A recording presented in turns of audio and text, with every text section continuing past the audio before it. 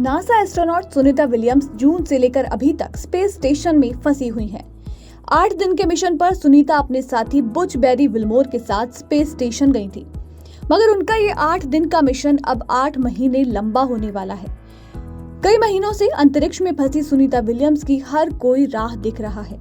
अब नासा ने उनको वापस लाने के लिए फरवरी 2025 का टाइम बताया है।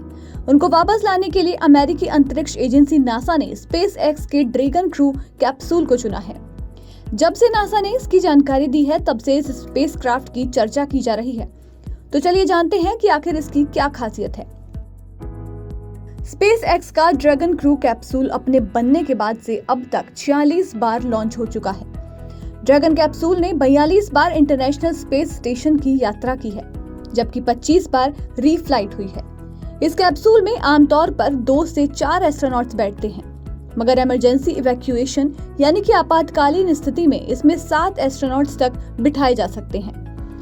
इस स्पेसक्राफ्ट की सबसे खास बात यह है कि ये दुनिया का पहला निजी स्पेसक्राफ्ट है जो कि लगातार स्पेस स्टेशन पर एस्ट्रोनॉट्स और कार्गो लेकर आता जाता रहता है। इस खाली कैप्सूल का वजन 7700 किलोग्राम होता है।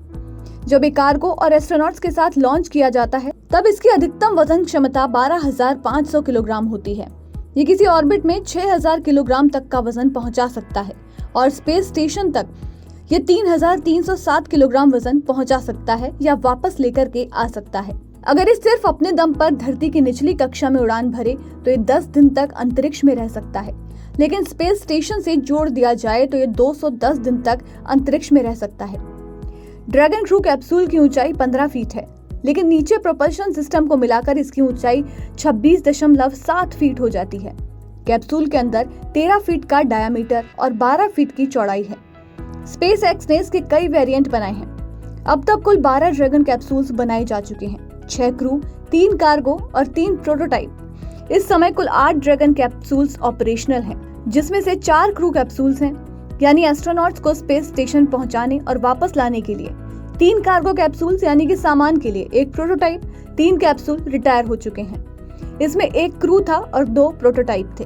इस कैप्सूल की पहली ह्यूमनलेस यानी कि मानव रहित उड़ान 2 मार्च 2019 में हुई थी। वहीं मानव युक्त पहली उड़ान 20 मई 2020 को भरी गई थी। पहली कार्गो उड़ान 6 दिसंबर 2020 को हुई थी। इसे आमतौर पर स्पेस एक्स के फॉल्कन 9 ब्लॉक 5 रॉकेट से लॉन्च किया जाता है। इसमें स्पेस स्टेशन तक जाने और वापस आने के लिए 2563 किलोग्राम फ्यूल डाला जाता है। अब इसे जिम्मेदारी दी गई है सुनीता विलियम्स और बुच बेरी विल्मोर को वापस लाने की। सभी उम्मीद लगाए बैठे हैं कि ये इन दोनों एस्ट्रोनॉट्स को सुरक्षित रूप से वापस ले आएगा।